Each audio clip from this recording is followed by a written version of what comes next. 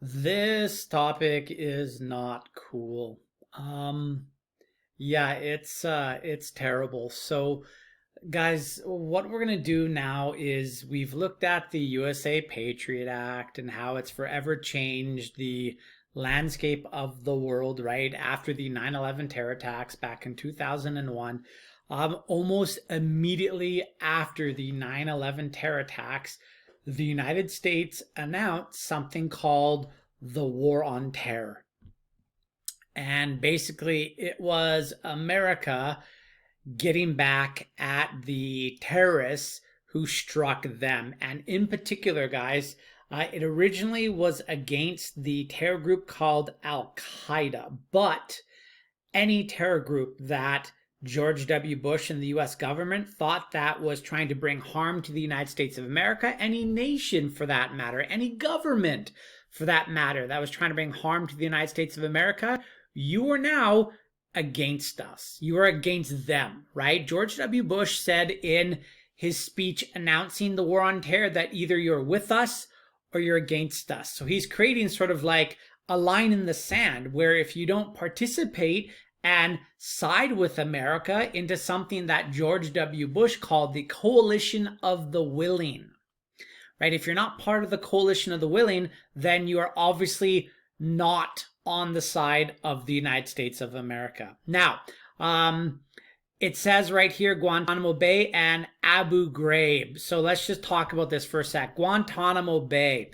Guantanamo Bay, also called GitMo, is a naval base on the island of Cuba, right? It's an American naval base on the island of Cuba. And this naval base existed before the Cuban Revolution of Fidel Castro, which created the United States as which created Cuba as a communist government. And then once the Cuban Revolution happened in the 1950s, America was like, we're not leaving and you can't make us. So that's Guantanamo Bay. And we'll talk about why it's important in a second. Now, alternatively, there's also a prison outside of Baghdad called Abu Ghraib. Abu Ghraib used to be a prison that was a max security prison, right? Maximum security prison where enemies of the Saddam Hussein regime would be brought there and tortured, executed, forcibly confined, you know, stuff that happens in dictatorial states, right? Now, in 2003, after America launched something called Operation Iraqi Freedom, what we got, guys, was Abu Ghraib then being used as a prisoner to detain suspects in the war on terror. And Guantanamo Bay was the exact same thing. Guantanamo Bay was used as a prison to hold detainees in the war on terror. Now, why is this a big deal? Well, the big deal comes into the fact that America, while it was fighting its war on terror, they used torture, right? They used torture. Now, George W. Bush specifically said, and the video is on the, in the last module, George W. Bush specifically told the world, America does not torture.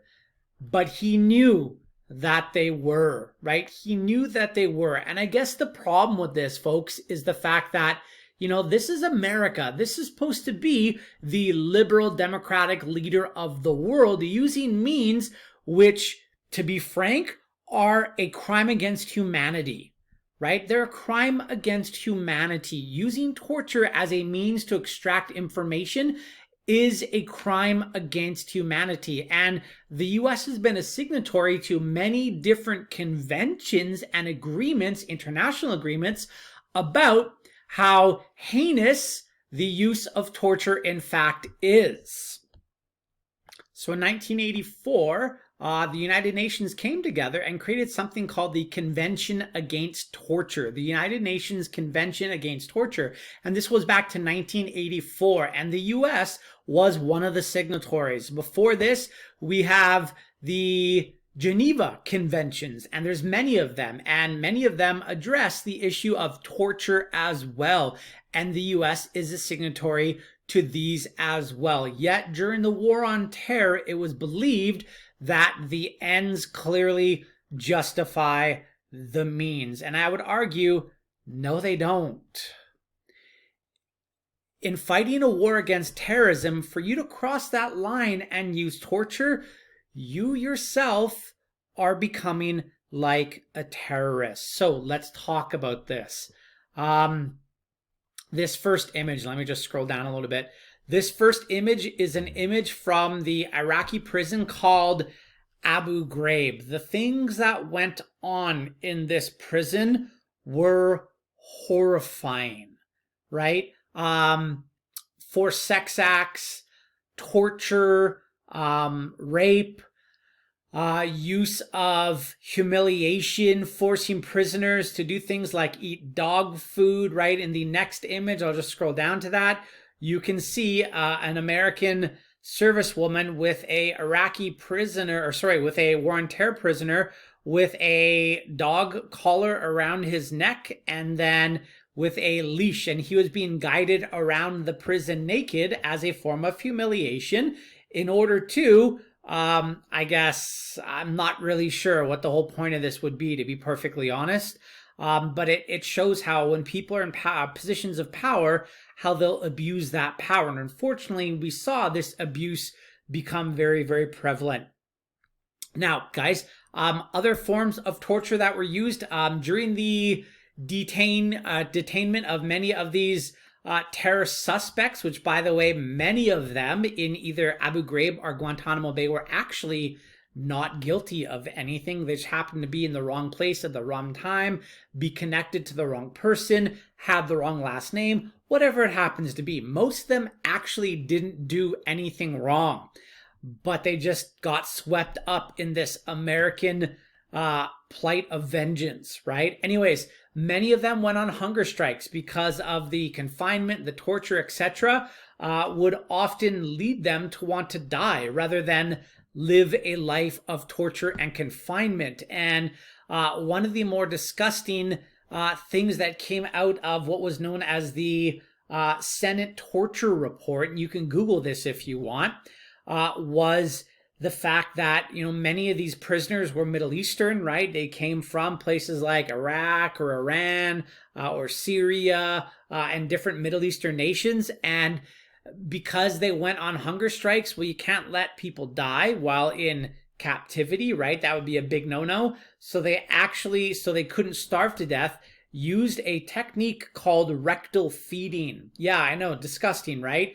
They used a technique called rectal feeding. So what they did, and again, this is all in the CIA torture report, they would blend up pita bread and hummus and make it into like a liquid slurry and then rectally infuse it into a prisoner's colon. Now, I am no biology teacher. I am no expert in human physiology, but I'm pretty sure to get nutrients, it actually has to pass through your stomach and then go through your big and then small intestine in order to have absorption of nutrients actually happen.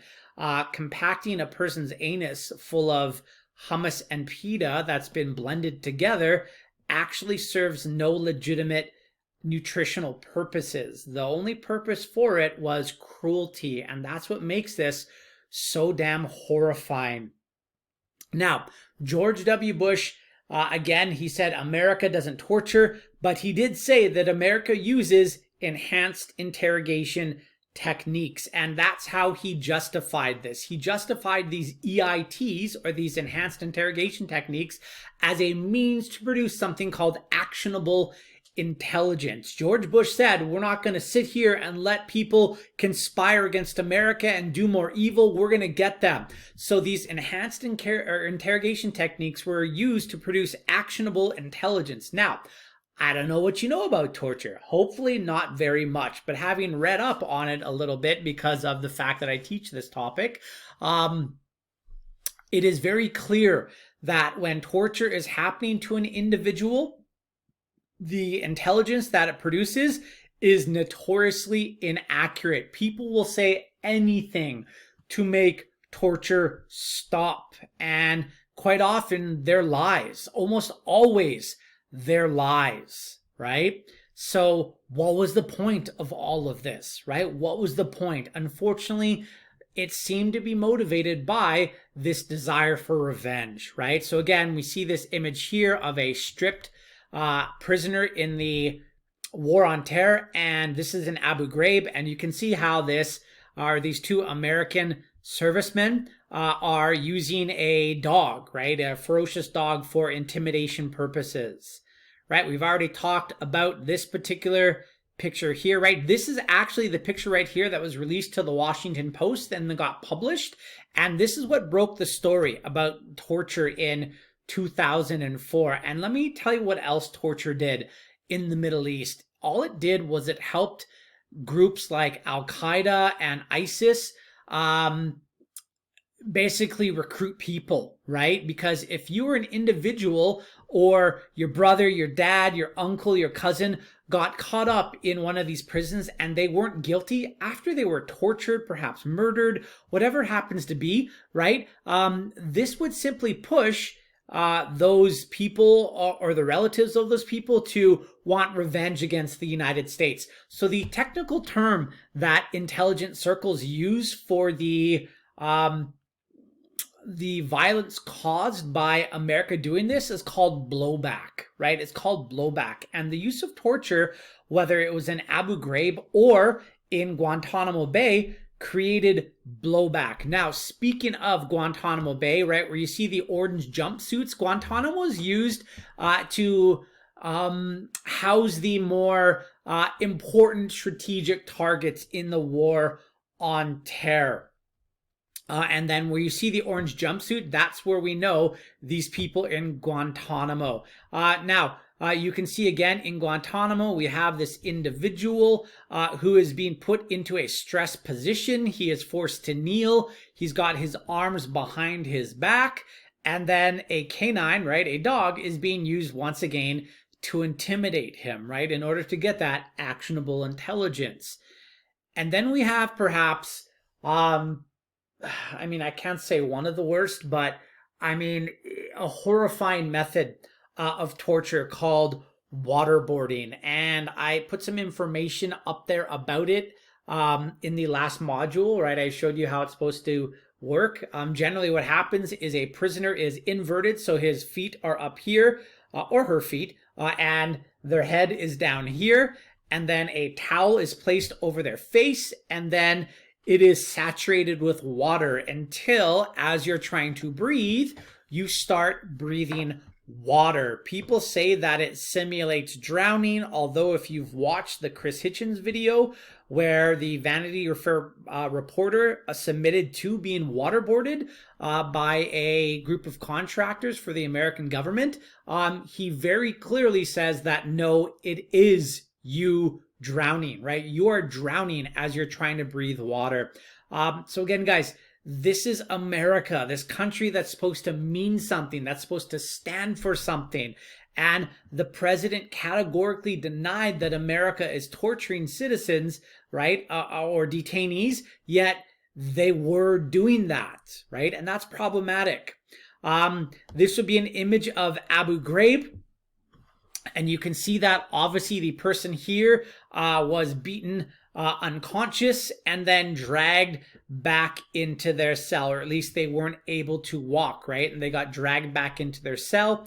And then in this last image, you have an image of an American serviceman who is sitting on top of a prisoner in something called a stress position. So the use of stress positions was very prevalent in Abu Ghraib. And what would happen, guys, is, you know, you'd be forced to squat and not be able to move. You might be shackled with your hands above your head, and then you would just be high enough off the ground that your toes would be able to touch and support you, but eventually your calf muscles would give out, and then you'd be hanging by your wrists, right? And all your mass would be eventually hanging off your shoulder joints, and after a while it produces an excruciating amount of pain. This individual has his arms behind his back, and right? There's a stretcher on the bottom, a stretcher on top, and then this serviceman is sitting on top of them, again, putting the full weight of the serviceman into the shoulder joints of this individual, right? So, it's horrifying to see that we have this individual wearing the American flag on their shoulder, right? It looks like there's red, white, and blue in the background as well, right? The colors of America, yet this is what they're doing. And guys, I'll say it again. I believe that once America crossed this line from, nation that believed in something to nation that used torture, they became terrorists themselves. And again, I'll say it again, the ends in my eyes do not justify the means. And you can make a pretty good argument that, in fact, this torture just created more ill will against the United States, because this became a recruitment bonanza for terrorist groups like Al-Qaeda, the Taliban, Al-Shabaab, ISIS, right? And different groups in the Middle East that hate the United States of America and actually call America the Great Satan, right? That's what they call the United States. So why is this illiberal? Torture, right? Torture is outlawed by international law, yet America did it anyways. So yeah, that's my 16.5-minute talk about torture. It's a terrible, terrible topic, but it is worth us having to address. All right, guys. And by the way, don't waterboard, don't torture people. It's horrifying, right? It's terrible. Love each other, care about each other, and treat each other well, right? Humans all deserve dignity, and this was not that, right? So I love you guys. Peace. Hope you're staying safe. Hope everything is good, and I'll talk to you soon. Okay? Bye.